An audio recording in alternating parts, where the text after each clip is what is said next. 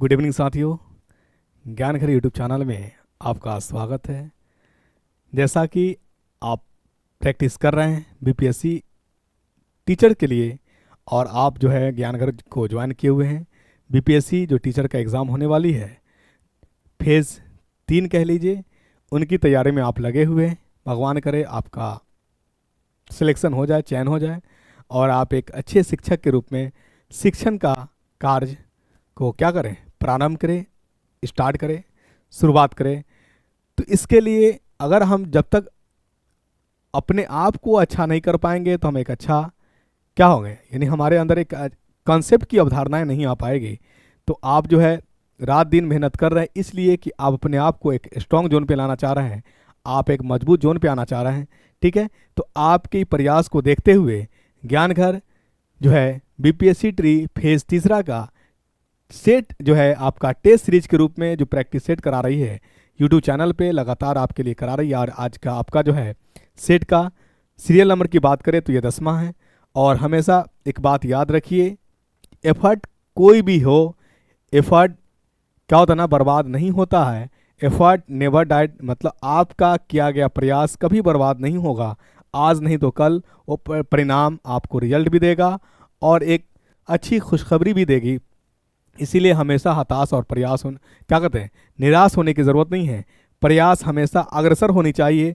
चाहे आप जिस चीज़ के लिए प्रयास कर रहे हैं वो मिले या ना मिले, प्रयास में कमी मत करिएगा। आज नहीं तो कल जिसने प्रयास किया है उसने फल को चखा है। ये आपको अलग बात है कि आप चाहते होंगे इंस्टेंट, लेकिन इंस्टेंट नहीं, लेट ही सही, लेकिन इतिहास गवाह है कि जिसने मेहनत किया है, प्रयास किया है, उसको परिणाम फल मिला ही मिला है, ईमानदारी पूर्वक जिसने प्रयास किया है। इसीलिए अगर जो साथी की बात हम करें, जिन साथियों का फेज़ 1 में नहीं हो पाया, फेज़ 2 में नहीं हो पाया, तो हताश नहीं होना है।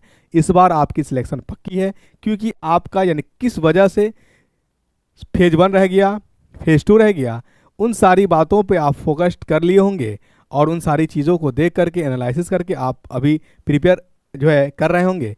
इसलिए उम्मीद जो है बेहतरी का है और अच्छे स्कोर करने की भी उम्मीद है। इसलिए टेंशन लेने की ज़रूरत नहीं है। हमेशा एक बात याद रखिए, एफर्ट नेवर डाइड। चाहे आपका जिस भी डायरेक्शन में मेहनत किया गया हो, मेहनत बेकार नहीं जाती है। तो आइए हम लोग प्रैक्टिस सेट पे आ जाते हैं। समय आपका बहुत बहुमूल्य है, क्योंकि आप एक कीमती वक्त दे रहे हैं ज्ञान घर को। तो ज्ञान घर के प्रति यानी ज्ञान घर को भी आपके प्रति ये जिम्मेदारी बनती है कि आपका समय को किल ना करे। इफ़ेक्टिव चीज़, कंसेप्चुअल चीज़ जो एग्ज़ाम से संबंधित है उसको बताए, उसको समझाए और आपका सिलेक्शन दिलाने में सहयोग करें और आप कामयाब हो जाए। जब आप कामयाब होंगे तभी ज्ञान घर के प्रति आप एक आवाज़ लगाएंगे कि ज्ञान घर ही जो सेट कराया था एग्ज़ाम में देखने को मिला। तो इसलिए उम्मीद है आपसे, और आपको भी ज्ञान घर यूट्यूब चैनल से उम्मीद जुड़ी होगी। अच्छा क्वेश्चंस का कलेक्शन लेकर के आते हैं। चलिए क्वेश्चंस आपके देख लेते हैं। Which one is called Epsom salt, इसमें से कौन है जो इप्सम सॉल्ट कहलाता है? आप बताएं मुझे, इप्सम सॉल्ट किसको कहते हैं, बोलिए। इप्सम सॉल्ट किसको कहते हैं? Which salt is called Epsom salt? तो याद रखिएगा, MgSO4 × 7H2O को हम लोग इप्सम सॉल्ट कहते हैं।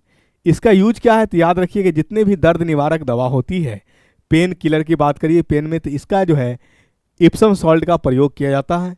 ठीक है, चाहे वो एसिडिटी की बात करिए, मैग्नीशियम से संबंधित एक कंपाउंड जो है बहुत फेमस है जिसका नाम है मिल्क ऑफ मैग्नीशिया, MgOH का होल ट्वाइस। इसका अगर नाम करने आइएगा तो इसका नाम है मैग्नीशियम हाइड्रोक्साइड। क्या नाम है?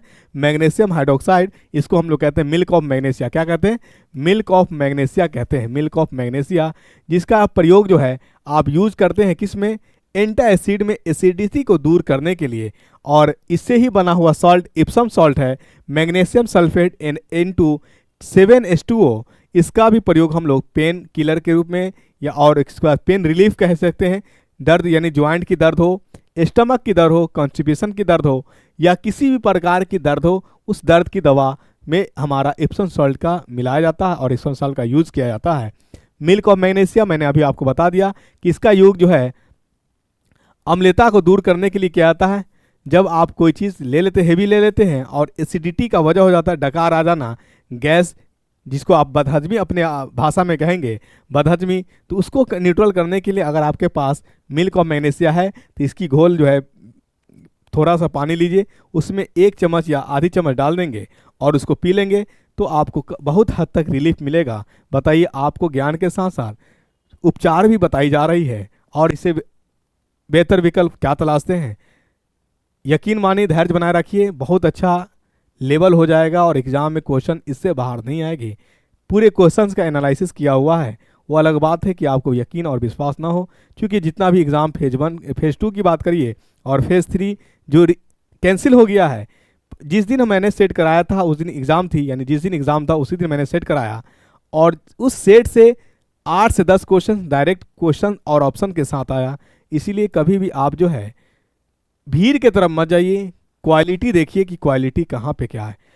वो अलग बात है कि क्वालिटी वाले चीज़ों के पास भीड़ कम होती है। आप देखिए, आप नज़र उठा करके देखिएगा, आप एकदम शुद्ध दूध को बेचिए, शुद्ध दूध, थोड़ी सी भी मिलावट नहीं करिए, और एक साथ ही एक शराब को बेचे मिलावट कर करके। आप देखिएगा, आपको दूध बेचने के लिए बहुत संघर्ष करना पड़ेगा।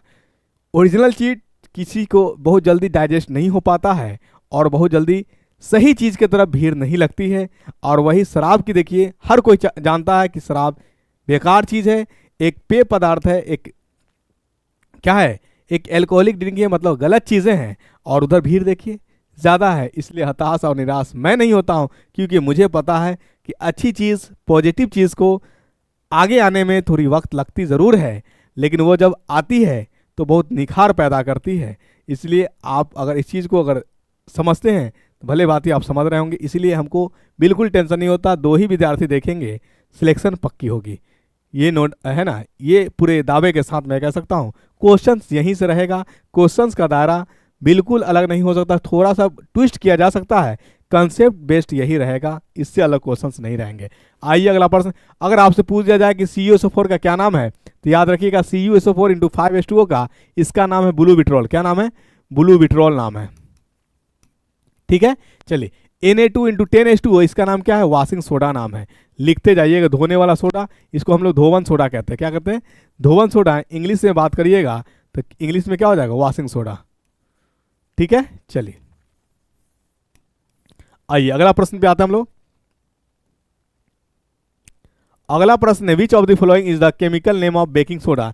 इसमें से किसका नाम जो है बेकिंग सोडा है? तो याद रखिए, बेकिंग सोडा बोला जाता है सोडियम बाइकार्बोनेट को हम लोग बेकिंग सोडा कहते हैं। क्या कहते हैं? सोडियम बाइकार्बोनेट को हम लोग बेकिंग सोडा कहते हैं। तो याद रखिए, NaHCO3 को हम लोग क्या कहते हैं? बेकिंग सोडा कहते हैं, सोडियम बाइकार्बोनेट। और सोडियम बाइकार्बोनेट का फॉर्मूला होता है NaHCO3। तो ये याद रखिए, A number is the correct answer, ठीक है। बेकिंग सोडा कह लीजिए या क्या कहिए, सोडा पाउडर कह लीजिए, दोनों एक ही चीज़ है, बेकिंग सोडा या सोडा पाउडर। कभी कभी एग्जाम में सोडा पाउडर कह देता है, क्योंकि एग्जामिनर हमेशा एक रिसर्च की तरफ रहता है ना। क्वेश्चन एक स्कॉलर होता है, और महा स्कॉलर जिसको कहते हैं, क्योंकि उनके माइंड में कई तरह की चीज़ें चल रहा होता है कि बच्चा कहाँ पे मिस करेगा, वो हम ऐसा इस चीज़ को एनालाइज कर रहे होते हैं। तो कभी सोडा बेकिंग सोडा कह देंगे, तो कहीं कभी जो है बेकिंग पाउडर कह देंगे। तो बेकिंग सोडा हो या बेकिंग पाउडर, फार्मूला होगा एक ही, NaHCO3। याद रखेंगे, ठीक है, याद रखें आप, तभी जाकर के सिलेक्शन हो पक्का, ठीक ना। चला आगे आओ। अगला प्रश्न है, क्या है? The metal is always kept in kerosene. कौन सा मेटल है जिसको हमेशा हम केरोसिन में ही रखते हैं? वजह क्या है? कि वो हाईली अभिक्रियाशील है। अगर हम खुला में रखेंगे, ऑक्सीजन से अति क्रियाशील, मतलब एक क्या है ना, एक फरारी टाइप का आदमी है, वो क्या हो, जैसी खुला रहेगा वो फरार हो जाएगा। इसलिए फरारी को कैद करके रखा जाता है, और इसको कैद करके रखा जा रहा है केरोसिन में। उसका नाम है सोडियम। क्या नाम है? सोडियम। सोडियम कैसा है? एक फरारी है, अति क्रियाशील है। जैसे ही इसको ऑक्सीजनमा मिलेगा और ऑक्सीजनमा इसको भगा ले जाएगा, उड़ा ले जाएगा, रिएक्ट कर लेगा, है ना। तो वहाँ पे केरोसिन में क्यों डाला जाता है? केरोसिन में ऑक्सीजन जो है नहीं पाया जाता है। ऑक्सीजन से संपर्क को हटाने के लिए सोडियम को केरोसिन में डाला जाता है। ये भी प्रश्न आपसे बन सकता है कि आखिर सोडियम को हम लोग केरोसिन में ही क्यों डालते हैं? तो याद रखिएगा, केरोसिन में ऑक्सीजन की लेवल नहीं पाई जाती है, ऑक्सीजन पाया नहीं जाता है, इसलिए सोडियम वहाँ सुरक्षित जोन में रहता है। क्योंकि एक सोडियम जो है एक भगोड़ा प्रवृत्ति का है, भाग जाने में जो है विश्वास रखता है, और इसके भगाने का काम जो है ऑक्सीजन बहुत बेसब्री से कर रहा होता है। आई बात समझ में? चलिए ठीक है, आइए अगला प्रश्न में आते हैं हम लोग। अगला प्रश्न है, to which of the following of element does potassium belongs, यानी इसमें से कौन सा है, यानी किस फैमिली से बिलोंग करता है हमारा पोटेशियम। याद रखिए पोटेशियम जो है हमारा ये अल्कली मेटल है। क्या है? Alkali metal. पोटेशियम क्या है? अल्कली मेटल है। अल्कली मेटल कहते किसको है? वैसा धातु जो पानी के साथ घुल जाए और घुलने के साथ हाइड्रोक्साइड बनाए, क्षारीय बनाए। क्या बनाए? क्षारीय बनाए। तो वैसे धातु को हम लोग अल्कली मेटल्स कहते हैं, जो इजिली घुलनशील होता है पानी में, easily soluble in water, that is called alkali metal. ये याद रखिएगा। और अल्कली मेटल है कौन कौन? तो याद रखिए, एक ट्रिक याद रखिएगा। क्या क्या याद रखिएगा?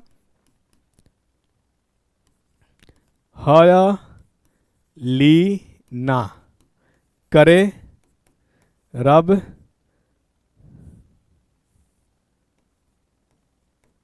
से, फरियाद, ये सब अल्कली मेटल है।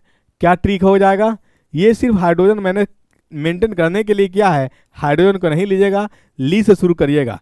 लिथियम, सोडियम, पोटेशियम, आर से रुबेडियम, से सीजियम, फरियाद से एफआर से फ्रांसियम।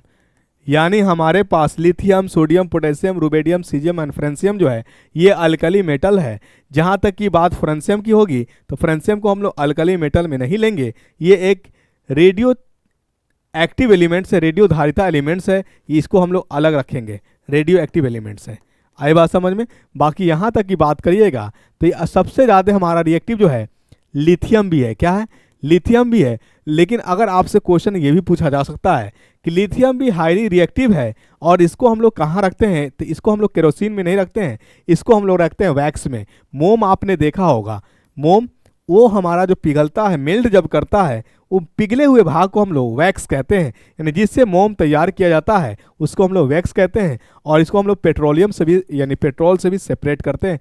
मतलब हम लोग प्यूरिफिकेशन जब करते हैं तो पेट्रोल जब भी शुद्धिकरण होगा तो वैक्स रिलीज जरूर करेगा, वैक्स देगा। ठीक है, चलिए सोडियम और पोटेशियम की बात करिए तो इसको हम लोग केरोसिन में रखते हैं। ठीक है, चलिए रुबेडियम की बात करते हैं। रुबेडियम से आपसे कंपाउंड नहीं पूछेगा उतना, सीजियम के बारे में जान लीजिए। सीजियम जो है ये बाय नेचर लिक्विड फॉर्म में पाया जाता है, अर्थ में यानी बाय नेचर लिक्विड फॉर्म में पाया जाता है। दूसरी खास बात सीजियम का ये याद रखिएगा, क्या याद रखिएगा कि सीजियम जो होता है सबसे ज़्यादा विद्युत धनात्मक मेटल्स है।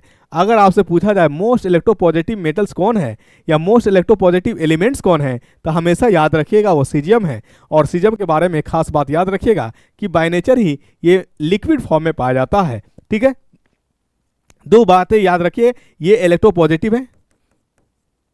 हिंदी में बात करेंगे विद्युत धनात्मक की बात करेंगे। मैक्सिमम विद्युत धनात्मक किसका होता है? सीजियम का होता है। किसका होता है? सीजियम का होता है। ये बात माइंड में रखिएगा। आई बात समझ में? चलिए यानी सर्वप्रथम हमारा प्रयास ये है, यानी ज्ञान घर की ओवरऑल टीम की बात कर ले। ठीक है, यानी ज्ञान घर जो क्वेश्चंस आपके लिए बना रहे हैं, शुभम और अंकित वो आपके लिए बहुत प्रयासरत हैं। वो आपको बहुत सिलेक्टिव चीज़ों को लेकर के आते हैं। ठीक है, और मैं जो आपको समझाने का प्रयास कर रहे हैं वो सामने आपके उपस्थित है एसजेड सर। क्वेश्चन का जो डिजाइन किया जा रहा है शुभम और अंकित बहुत मेहनत कर रहा है आपके प्रति, और आपको सिलेक्शन दिलाने के लिए और आपका चयन के लिए है ना, दिन रात एकत्रित कर करके यानी क्वेश्चंस को, कैसा क्वेश्चन को डिजाइन किया जाए, कैसा प्रश्न को लाया जाए जो आपके एग्जाम के लिए कारगर हो, दिन रात मेहनत किया जा रहा है। तो आपके प्रति भी जिम्मेदारी बनती है। क्या जिम्मेदारी बनती है कि सेशन अगर अच्छा लग रहा हो, ठीक है, तो मेरे लिए नहीं सही, जो आपके लिए जो भाई बंधु आपके लिए मेहनत कर रहे हैं, क्वेश्चंस को डिजाइन कर रहे हैं, उनके लिए शेयर जरूर करिए और चैनल को सब्सक्राइब भी करिए।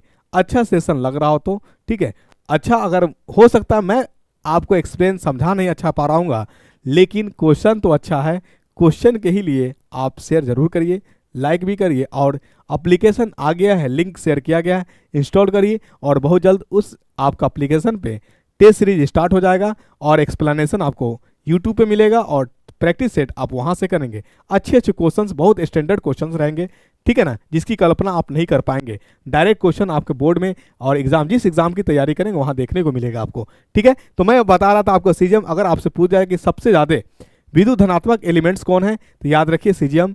ठीक है, कोई दिक्कत यहाँ तक नहीं, दिक्कत होनी चाहिए।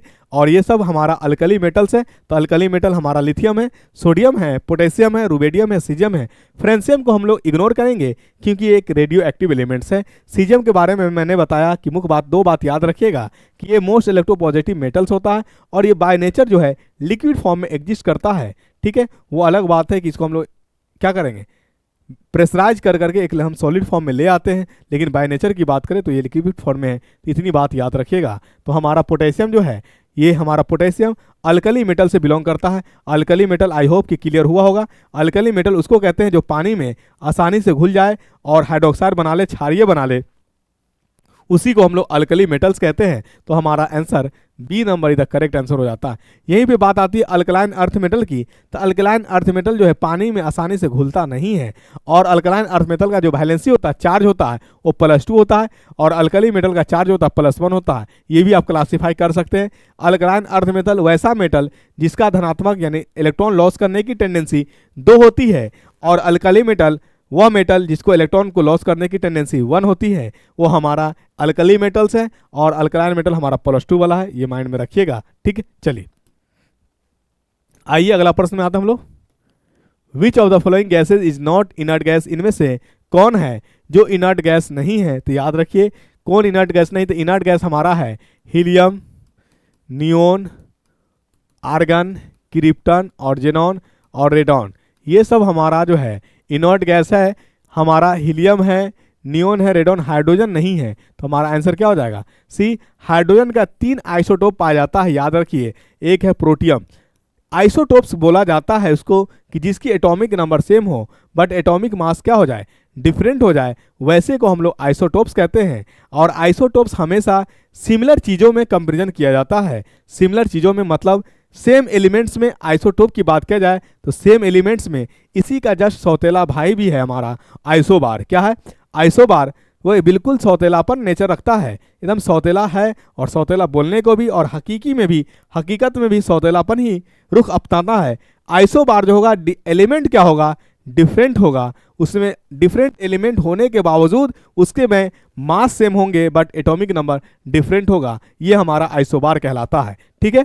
आइसोटोप की बात हम कर रहे थे। हाइड्रोजन के 3 आइसोटोप्स हैं, मतलब यूं कह लीजिए कि हाइड्रोजन का 3 पुत्र है। क्या है, एक का नाम है प्रोटियम। क्या नाम है, प्रोटियम, जिसको हम लोग H से रिप्रेजेंट करते, H1 और 0। ये बताने का मतलब ये हुआ, क्या मतलब हुआ, न्यूट्रॉन की संख्या 0 होता है। एक ही पूरे केमिस्ट्री में एक ही ऐसा एक एलिमेंट्स है, एक ही एलिमेंट्स है जिसका नाम है प्रोटियम, जिसको आप हाइड्रोजन कहते हो, उसके पास न्यूट्रॉन्स नहीं होते हैं, याद रखिएगा। तो इसको ऐसे लिखा जाता है 1-1, यानी इसमें न्यूट्रॉन हमारा 0 होता है, ठीक है। और एक है ड्यूट्रियम, जिसको हम लोग डी से लिखते हैं, ये 1 और 2 होता है, इसमें न्यूट्रॉन की संख्या 1 होती है, ठीक है। और एक है ट्रिटियम। क्या है, ट्रिटियम, जिसको हम टी से रिप्रेजेंट करते हैं, और इसको हम 1 और 3, इसमें न्यूट्रॉन की संख्या 2 होती है, ये याद रखिएगा। ये 3 बेटा है किसका, हाइड्रोजन का। आपसे प्रश्न ये बन सकता है कि हाइड्रोजन का कितने समस्थानिक होते हैं, हिंदी में बात करेंगे तो आइसोटोप्स को हम लोग हिंदी में समस्थानिक कहते हैं। वही इंग्लिश की बात करेंगे तो आइसोटोप्स को हम लोग यानी समस्थानिक को हम लोग आइसोटोप्स कहते हैं। मतलब हाइड्रोजन का 3 समस्थानिक है, 3 पुत्री है, 3 पुत्र है। क्या क्या नाम है, एक का नाम है प्रोटियम, जिसमें न्यूट्रॉन होते हैं हमारा 0, और एक का नाम है ड्यूट्रियम, जिसमें न्यूट्रॉन होते हैं 1, एक का नाम है ट्रिटियम, जिसमें न्यूट्रॉन होते हैं हमारे 2। आई होप कि यहाँ तक क्लियर हुआ। प्रश्न आपसे जो भी आएगा छूटने वाला नहीं है। इससे बना वाटर हमारा हेवी वाटर कहलाता है। क्या कहलाता है, हेवी वाटर, D2O। ये हमारा है D2O, हेवी वाटर है। और इस हेवी वाटर का यूज मंदक के रूप में, एक मॉडरेटर के रूप में इस्तेमाल किया जाता है। न्यूक्लियर पावर में उसकी स्पीड को कम करने के लिए मॉडरेटर के रूप में, एक मंदक के रूप में ये भी इस्तेमाल में रखिएगा। D2O का यूज जो है एक एज अ मॉडरेटर के रूप में किया जाता है, मंदक के रूप में किया जाता है न्यूक्लियर रिएक्टर में, ठीक है। चलिए यहां तक क्लियर हुआ। आइए अगला प्रश्न में आते हैं हम लोग। To which block of the periodic table the elements with the atomic number 56 belong. यानी कह रहा कि कोई एलिमेंट्स है जिसका एटॉमिक नंबर 56 है। अब मुझे नहीं पता कि एटॉमिक नंबर 56 किसका है, तो याद रखिए मैं ट्रिक बताता हूं आपको। बेरिलियम, मैग्नीशियम, कैल्शियम, स्ट्रोंशियम और क्या है, बेरियम। इसका होता है 4। 4 से 8 जंप मारिए तो इसका होता है 12, 12 से 8 जंप मारिए तो ये होता है 20, 20 से 18 जंप मारिए तो इसका क्या हो जाता है 38, 18, 18 से जो है 18, 38 से 18 जंप मारिए तो इसका होता है 56। इसका मतलब बैरियम हमारा जो है बेटा मांगे कन्या सुंदरी बाप रोए, इसका जो है हमारा बोलिए ये हमारा अल्कलाइन अर्थ मेटल का है। किसका है? Alkaline earth metal. और ये अल्कली मेटल हो या अल्कलाइन अर्थ मेटल हो, ये दोनों को दोनों एस ब्लॉक से बिलोंग करता है। तो 56 ही पूछा, तो 56 किससे है? एस ब्लॉक एलिमेंट से है। अल्कलाइन अर्थ मेटल हो या अल्कली अर्थ मेटल हो, ये एस ब्लॉक से बिलोंग करता है। एस ब्लॉक में कौन रहता है? एस जो है एक सबसेल है, एक घर है। किसका घर है? इलेक्ट्रॉन जहां से बिलोंग करता है, जहां इलेक्ट्रॉन या एलिमेंट्स का रहने की आवास है, उसको हम लोग सबसेल कहें, एस कहें। दूसरी बात कि एस में कौन कौन रहेगा? तो एस में जो है क्या कहते हैं, जो लिस नॉन हेवी मेटल्स उसको कह लीजिए, लाइट मेटल कह लीजिए आप। लाइट मेटल जो होता है वो एस ब्लॉक में रहता है, हेवी मेटल जो होता है वो डी ब्लॉक में रहता है। यानी एस ब्लॉक में रहने वाला मेटल जो एलिमेंट्स है वो कैसा है? तो आप याद रखिए लाइट एलिमेंट्स है। कैसा एलिमेंट्स है? लाइट एलिमेंट्स है और मोस्ट रिएक्टिव है। लाइट एलिमेंट और मोस्ट रिएक्टिव, ये याद रखिए। अक्सर देखा गया है छोटा दम यानी क्या कहते हैं, छोटा पैक बड़ा धमाका। जो छोटा होता है वो बड़े कांड कर जाते हैं, जिससे आप कल्पना भी नहीं कर पाएंगे कि ये जो है घातक आपके लिए बन जाएगा। यानी जो छोटा पैक है बड़ा धमाका है, वही बात इसका है। क्या है? हल्का है पर मोस्ट रिएक्टिव है। ये एटॉमिक नंबर याद रखने का तरीका मैजिक नंबर, यानी ऊपर से शुरू करिएगा 8 8 18 18, यानी बेरिलियम से आप मैग्नीशियम में जाइएगा तो 8 जोड़ दीजिए, और अगर मैग्नीशियम से कैल्शियम जाइएगा तो 18 जोड़ दीजिए, कैल्शियम से अगर स्ट्रोंशियम में जाइएगा तो 18 जोड़ दीजिए, ठीक है ना। सॉरी, मैग्नीशियम से अगर कैल्शियम जाइएगा तो 8 जोड़ दीजिए, और कैल्शियम से स्ट्रोंशियम जाएंगे तो 18 जोड़ दीजिए, और स्ट्रोंशियम से अगर बैरियम जाएंगे तो उसमें 18 जोड़ दीजिए। ये सब बिल्कुल रटना नहीं है। ज्ञान घर यूट्यूब चैनल को आप फॉलो कर रहे हैं तो आप याद रखिए, कंसेप्ट बहुत बेहतर और ज़बरदस्त और दमदार ठहाका मचने वाला है। सिलेक्शन तो पक्की है, दमदार था जो है, आप क्या करें, तहलका मचाएंगे, एकदम ज़बरदस्त वाली तहलका मचाएंगे। बस आपकी तहलका का इंतज़ार है। जब आप एग्ज़ाम में जाएं, अच्छा करके स्कोर जब आएंगे तो और एकदम क्या होगा, स्ट्रॉन्ग होकर के, बिल्डअप होकर के, एकदम बूस्टअप होकर के आइएगा। तो ये सब तरीका याद रखिए। तो ये हमारा 56 किस ब्लॉक से बिलोंग करता है? इस ब्लॉक से बिलोंग करता है। इसका आंसर क्या हो जाएगा? A number is the correct answer. ठीक है, चलिए अगला प्रश्न है, which of the following, 7 number प्रश्न कह रहा है आपका, which of the following is not a traditional method of irrigation, यानी सिंचाई के लिए जो व्यापारिक मेथड है कौन सा नहीं है? तो जिसमें ज़्यादा खर्च बैठेगा वो बिल्कुल हमारा ट्रेडिशन नहीं हो पाएगा। तो ड्रिप सिस्टम जो है हमारा, ये सबसे ज़्यादा खर्चेलू है, क्योंकि ये प्लांट्स के जड़ जड़ तक पाइप लेकर के जाएंगे और जड़ जड़ तक पानी पहुंचाएंगे। तो ये हमारा ड्रिप सिस्टम है, ये हमारा ट्रेडिशनल व्यापारिक नहीं है। ठीक है, आइए, the number of sex chromosomes in a human kidney cell, यानी किडनी कह दे, लीवर कह दे, लंग्स कह दे, हार्ट कह दे, सेक्स क्रोमोजोम हमेशा एक ही पेयर होता है, 22, यानी हमारे पास 23 पेयर क्रोमोजोम है। कितने पेयर? 23 पेयर है, जिसमें से 22 जोड़ी को हम लोग ऑटोजोम्स कहते हैं। क्या कहते हैं? 22 जोड़ी को हम लोग ऑटोजोम्स कहते हैं, और एक जोड़ी को हम लोग सेक्स क्रोमोजोम कहते हैं। और उसका नाम कहीं भी लिया जा सकता है आपसे, मसल्स में कह दे, किडनी में कह दे, हार्ट में कह दे, लंग्स में कह दे, ब्रेन में कह दे, कहीं भी कहे, सिंगल पेयर, एक ही पेयर, एक ही जोड़ी, 1 पेयर सेक्स क्रोमोजोम हमारा आंसर होगा। आपको उलझाव पैदा करने के लिए जितने भी ऑर्गन्स हैं शरीर में, सभी का नाम लिया जा सकता है, लेकिन आप सभी का नाम लेकर के आप बिल्कुल घबराए नहीं। सेक्स क्रोमोजोम हमेशा एक ही जोड़ी है, एक ही पेयर है, सिंगल पेयर। तो आप याद रखिए 1 पेयर हमारा आंसर, द करेक्ट आंसर हो जाएगा। ठीक है, चलिए देखिए, बिल्कुल स्ट्रेस दे दे करके समझाने की कोशिश कर रहा हूं मैं।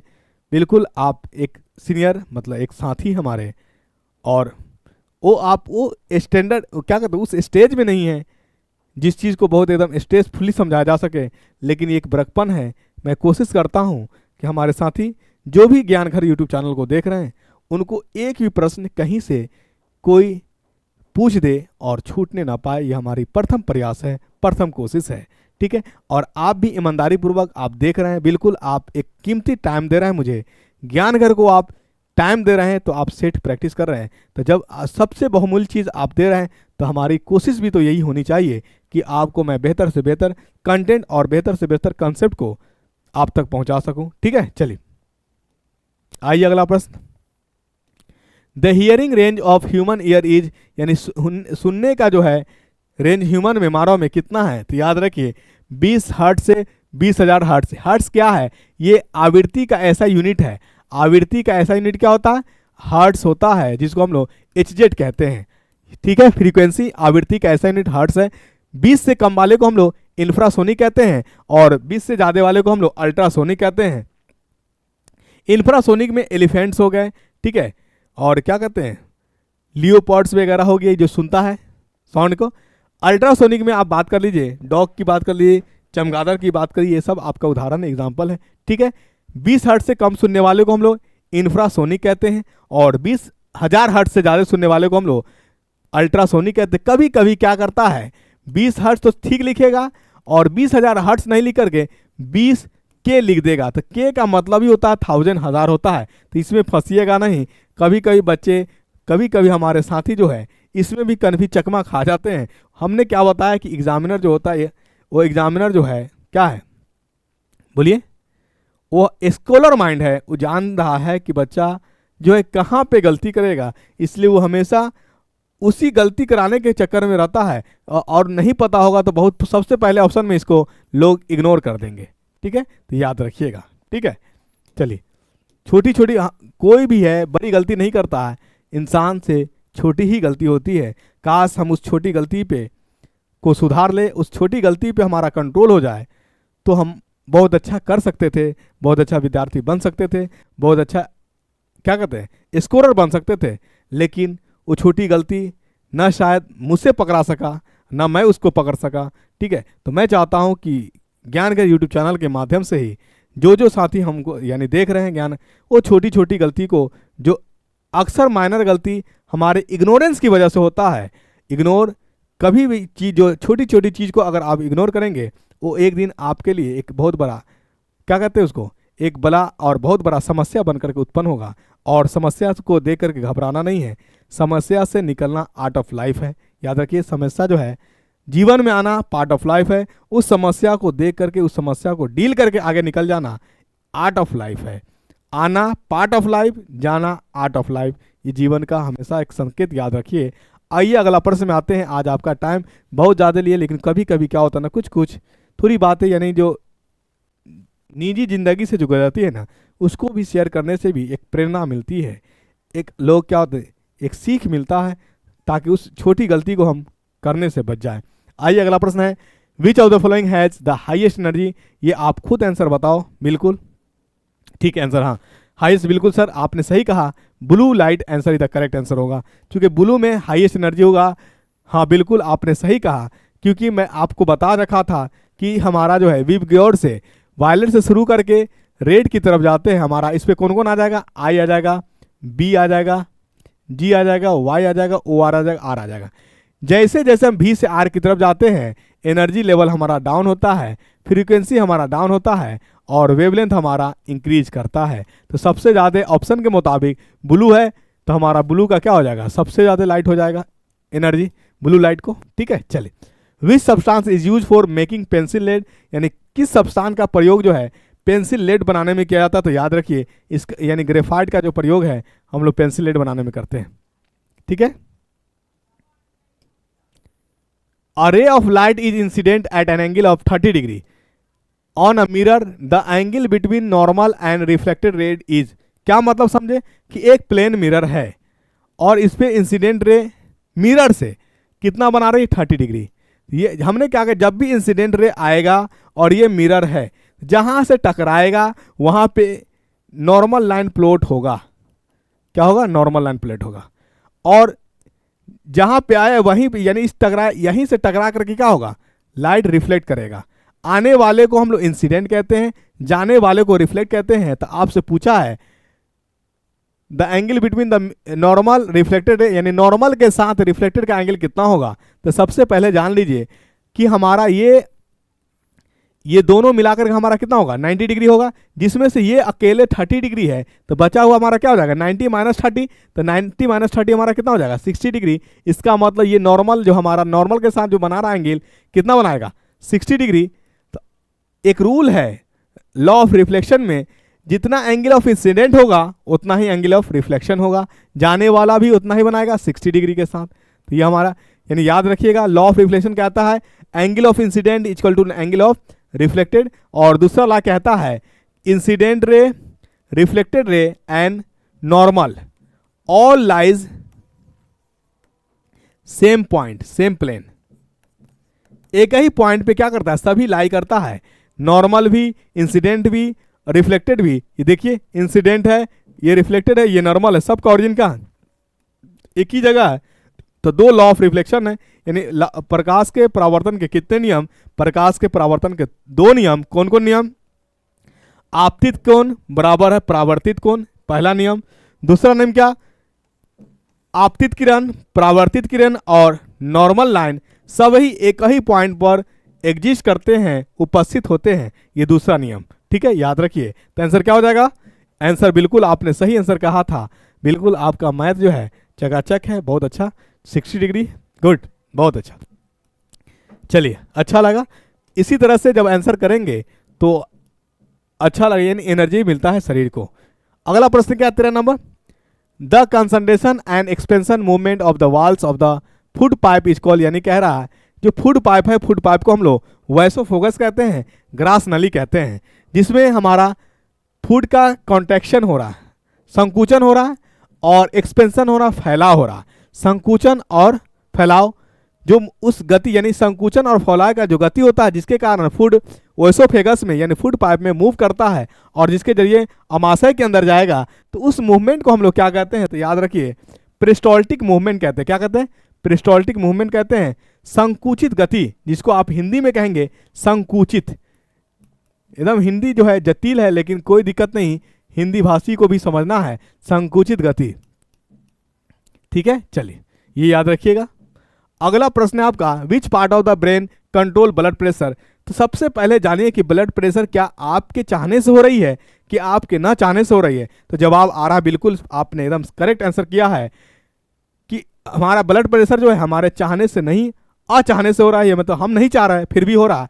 तो याद रखिएगा, जो शरीर आपका जो शरीर है जिस पर आपका नियंत्रण है वो हमारा ऐच्छिक क्रिया है, जिसको हम लोग वॉलंटरी कहते हैं। जिस पे हमारा नियंत्रण नहीं है वो हमारा अनैच्छिक है, इनवॉलंटरी है, ये याद रखिएगा। और जो इनवॉलंटरी है हमारे शरीर के अंदर, जैसे हृदय, हृदय का धड़कना ये हम नहीं चाहते हैं फिर भी धड़क रहा है। सांस लेना ये हम नहीं चाह रहे फिर भी सांस जा रही है। ठीक है, और डाइजेशन की बात हम जहां तक है, भूख लगना, खाना का पचना ये हम नहीं चाह रहे, ये सब ऑटोमेटिक हो रहा है। तो ये सारे के सारे जो है इनवॉलंटरी है, और इनवॉलंटरी का कंट्रोल जो है हमारा हिंड ब्रेन जो है पश्चिम मस्तिष्क, उसकी का नियंत्रण है। और पश्चिम मस्तिष्क का 3 पुत्री, उसका नाम है पोन्स, मेडुला और सेरिबेलम। मेडुला और पोन्स के बीच में ही एक होता है मेडुला ऑब्लंगाटा, तो ये भी याद रखिएगा, पोन्स, मेडुला ऑब्लंगाटा, सेरिबेलम। ठीक है ना, 3 पुत्री है पश्चिम मस्तिष्क का, जिसको हम लोग हिंड ब्रेन कहते हैं। और हिंड ब्रेन का ही काम होता है जो भी इनवॉलंटरी चीज़ें हैं उसको कंट्रोल करना, और हिंड ब्रेन का ही काम है जो इमोशंस होता है, एक्साइटमेंट होता है, उसका भी कंट्रोल करना। तो याद रखिए।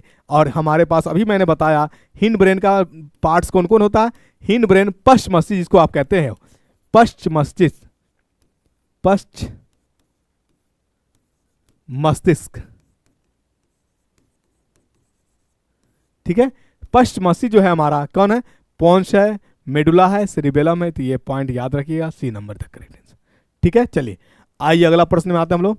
विच of the following produces list friction, इसमें से कौन है जो लिस्ट फ्रिक्शन मतलब कम से कम घर्षण को उत्पन्न करेगा। तो याद रखिए रोलिंग फ्रिक्शन जो है, रोल करने वाला जो रुक रुक के चलेगा, इसमें फ्रिक्शन सबसे कम होगा। याद रखिए, B number is the correct answer. अगला प्रश्न कह रहा है कि 10 ml ऑफ NaOH सोल्यूशन हम लेते हैं, NaOH को कितना लेते हैं 10 ml है, प्लस किसमें HCl लेते हैं, HCl का कितना 8 ml।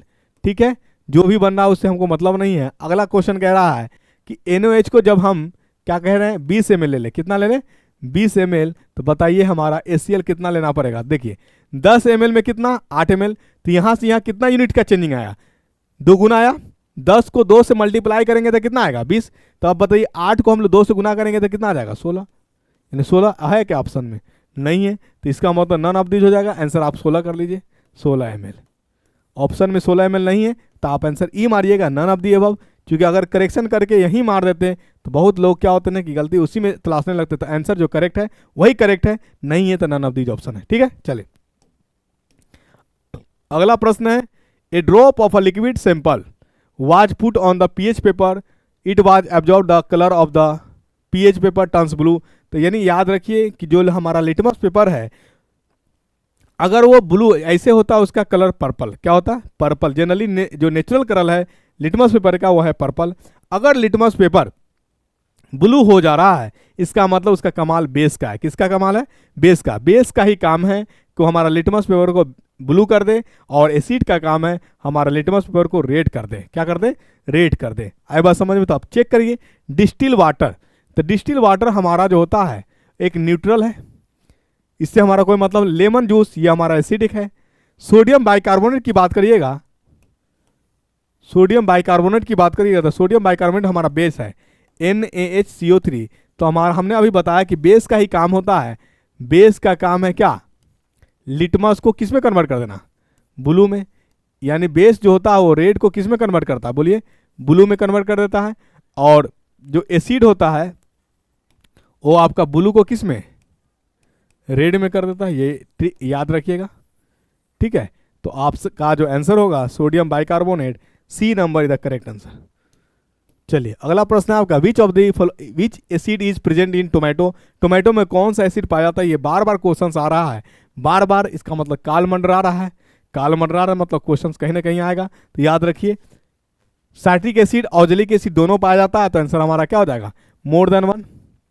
ठीक है, लैक्टिक एसिड आपका मिल्क में पाया जाएगा और कर्ड में पाया जाएगा, लेकिन दोनों में पाए जाने में अंतर है। मिल्क में जो लैक्टिक एसिड होगा उसका पीएच वैल्यू कम होगा विथ रिस्पेक्ट टू कर्ड, यानी कर्ड हमारा हाई एसिडिक होता है विथ रिस्पेक्ट टू मिल्क, यानी मिल्क की तुलना में कर्ड जो होता है हाई एसिडिक होता है। ठीक है, और इस पीएच का मिल्क का इसका पीएच जो है मिल्क का पीएच वैल्यू होता है 6.7 जनरली। इसका याद रखिए, कभी कभी 6.3 या कभी कभी 6 होता है किसका, कर्ड का। ठीक है ना, ये माइंड में रखिएगा। तो ये हमारा ज़्यादा एसिडिक है, ये हमारा कम एसिडिक है, क्योंकि ये नियर अबाउट न्यूट्रल की तरफ जा रहा है और ये न्यूट्रल से दूर जा रहा है। जो न्यूट्रल से दूर जाएगा मतलब 7 से दूर जो जाएगा वो हाईली एसिडिक, 7 के करीब जो जाएगा वो कम एसिडिक होगा। ठीक है, यहाँ पे एक ऑक्जेलिक एसिड आया था। ऑक्जेलिक एसिड का मैं बता दूं, ऑक्जेलिक एसिड का यूज जो है फोटोग्राफिक में भी किया जाता है, कलर फोटोग्राफिक में भी, फोटोग्राफिक में भी। तो ये भी माइंड में आप रखिएगा, कलर फोटोग्राफिक। ठीक है ना, चलो ये माइंड में रखिएगा। अगला प्रश्न आपका Na2CO3 into 10H2O is known as, बिल्कुल आपने सही आंसर किया। इसी को हम लोग कहते हैं वॉशिंग सोडा। क्या कहते हैं, वॉशिंग सोडा। चलिए अगला प्रश्न, in chemistry PK stands for, यानी पीके जो है एक एसिड डिसोसिएशन कांस्टेंट है, यानी इसी को हम लोग जो है पीके कहते हैं केमिस्ट्री में, केमिकल काइनेटिक्स में पढ़ना है। The symbol for the acid dissociation constant eight algorithm scale, इसी को हम लोग क्या कहते हैं, पीके। 20 का B number is the correct answer. The colourless species is, यानी इसमें से कलरलेस स्पेसीज कौन होगा, तो चार्ज निकाल दीजिए हमको। यानी हमारा वेनेडियम का एटॉमिक नंबर होता है 23। अगर हम लोग कॉन्फ़िगरेशन करेंगे डी में कोई भी इलेक्ट्रॉन्स अगर आ जाए 0 और 10 को छोड़ करके, अगर 0 है और 10 है तो हमारा कंपाउंड कलरलेस होगा। 1 आ जाए, 2 आ जाए, 1 से लेकर के 9 तक कुछ भी आए वो हमारा कंपाउंड कलर्ड होगा। तो सबसे पहले चेक करेंगे, क्या करेंगे, हमको निकालना ऑक्सीडेशन नंबर वेनेडियम का। इस कंपाउंड में कोई चार्ज नहीं तो हम 0 मान लेंगे। ठीक है, V प्लस, एक Cl का होता -1, 3 Cl है तो कितना हो जाएगा, -1 इंटू 3। कोई इस कंपाउंड में कोई चार्ज नहीं दिया है तो इसे हम लोग बराबर कर देंगे, इसकी तुलना हम लोग कर देंगे 0 से। ये हमारा हो जाएगा V -3 बराबर 0, वेनेडियम बराबर हो जाएगा +3। इसका मतलब हमारा वेनेडियम का यहाँ पे कितना है चार्ज, बोलिए, +3 है। और एटॉमिक नंबर हमने बताया आपको वेनेडियम का कितना होता है, 23 होता है। आर्गन तक ले लीजिए, आर्गन का होता है 18, 4:3D3। ठीक है, ये याद रखिएगा। हमको +3 लाने के लिए है तो 2 इसमें से भागेगा और 1 इसमें से भागेगा तो बच जाएगा हमारा 3D2।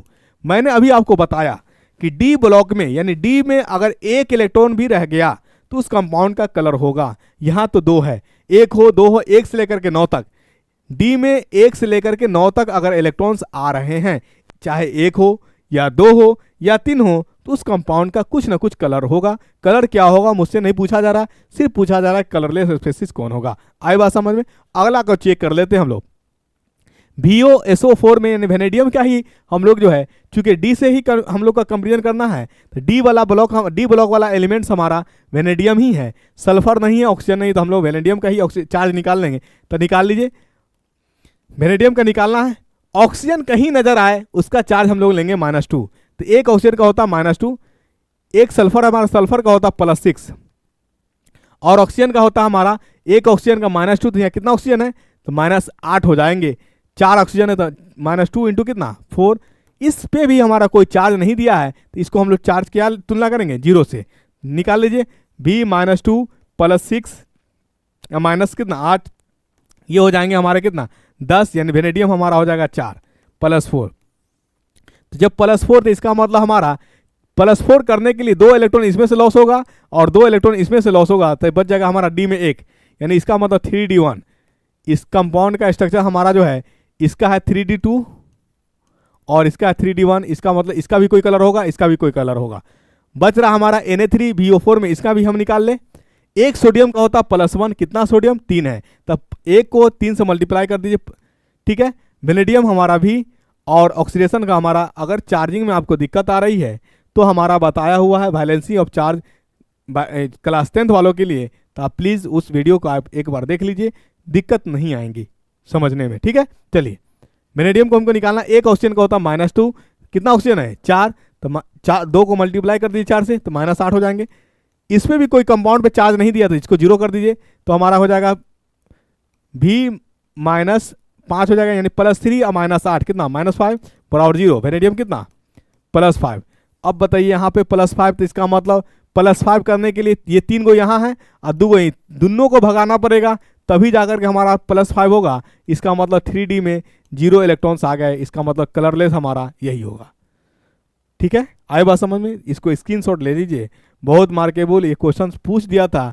किसके लिए पूछा था है पता, क्लास 6 to 8 वाले के लिए पूछा था BPSC में। और ये कंसेप्ट बिल्कुल यानी समझिए, ये किस चैप्टर्स का है, ये आपका कोऑर्डिनेशन कंपाउंड की बात कर लीजिए। क्लास 12 के अंदर जो है पढ़ना इनऑर्गेनिक में, वहाँ से क्वेश्चंस पूछा है। बताइए, जनरली अगर टीचर को कंसेप्ट क्लियर नहीं होगा तो आंसर कैसे कराएंगे। और यूट्यूब पे देखिएगा आंसर ABCD मतलब अक्कर बकर आएगा। बहुत लोग जो है फंस ही जा रहा है, तो फंसना, देखिए ये ठीक है, अलग हम टिप्पणी नहीं कर रहे हैं कि गलत, ये फंसने ये चीज़ नहीं, लेकिन आप जब आप पढ़ाने आ रहे हैं, जब आप ही कंफ्यूज रहेंगे, जब आप ही को कंसेप्ट क्लियर नहीं होगा, तो जो आपसे पढ़ रहे हैं वो तो महाविस्फोटक में फंस जाएंगे। मैं अगर बताऊं, अगर आप किसी को कुछ बात बताने जाइए और बात बताते बताते आप कंफ्यूज हो जाइए, तो उस बात जो बात सुन रहा है वो कितना कंफ्यूज होगा, इसकी कल्पना कीजिए।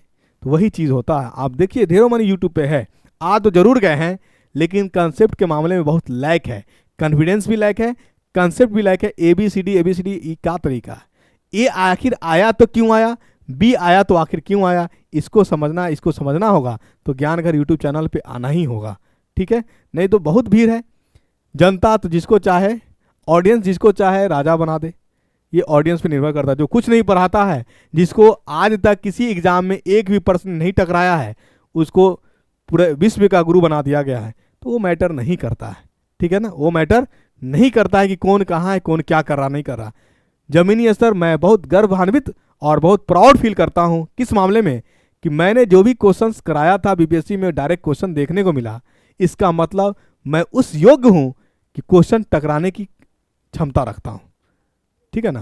तो इसलिए कभी घबराने और हताश नहीं। वही चीज़ मैंने हमेशा बताया कि आप दूध बेच लीजिए और शराब बेच लीजिए, दुश्वारियाँ किसमें ज़्यादा है, क्योंकि हर किसी को पता है दूध शुद्ध है ना, लेकिन आपको दूध बेचने में पापड़ यानी आप हवाई चप्पल खरीदिए नया, वो घिस जाएगा, ठीक है। और शराब अगर कोई गलत चीज़ को बेचना है तो उसमें उतना समस्या का सामना नहीं करना पड़ेगा। इसलिए देखिए सब चीज़ आपके अंडरस्टूड में, तो 21 का आंसर हो जाएगा हमारा C number is the correct answer. आइए अगला प्रश्न में आते हैं हम लोग। Which metal is a part of German silver, कौन है जो इस जर्मन सिल्वर का भाग है, तो याद रखिएगा कॉपर, जिंक और निकल ये सभी जर्मन सिल्वर का भाग है, बस इसमें सिल्वर नहीं होंगे, ये याद रखिएगा। सिल्वर सिर्फ नाम भ्रमित किया गया है, लेकिन इसमें सिल्वर का रोल नहीं है, वही हमारा है जर्मन सिल्वर, कॉपर, जिंक और निकल। तो हमारा तीनों more than one answer. An animal that chiefly eats meat is called, इसको हम लोग क्या बोलते हैं? कार्निवोरस कहते हैं। ठीक है, कार्निवोरस में जो होता है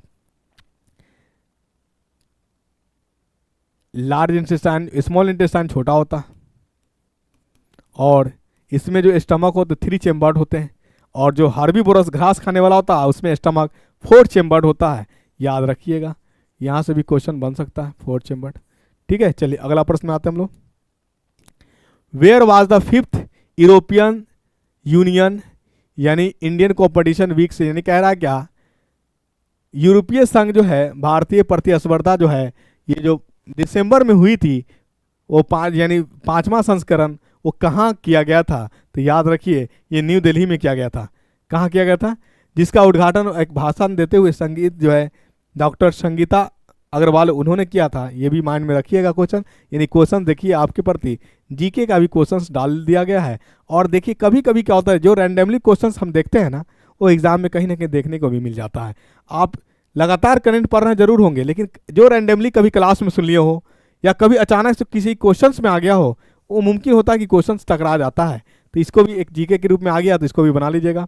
ठीक है, who was the chief guest on the Republic day 26 जनवरी 2023, यानी मुख्य अतिथि के रूप में 26 जनवरी 2023 जो गणतंत्र दिवस है, उस रूप में हमारे यानी गणतंत्र दिवस के दिन 26 जनवरी 2023 को हमारे मुख्य अतिथि के रूप में कहाँ से आए थे, किस देश से आए थे और क्या नाम था उनका? तो याद रखिए चीफ गेस्ट के रूप में 26 जनवरी को हमारे बीच मिस्र के राष्ट्रपति जो है अब्देल फतेह अल सीसी इनका नाम है, यानी मिस्र के राष्ट्रपति हैं, ये आए थे चीफ गेस्ट के रूप में 26 जनवरी 2023 को।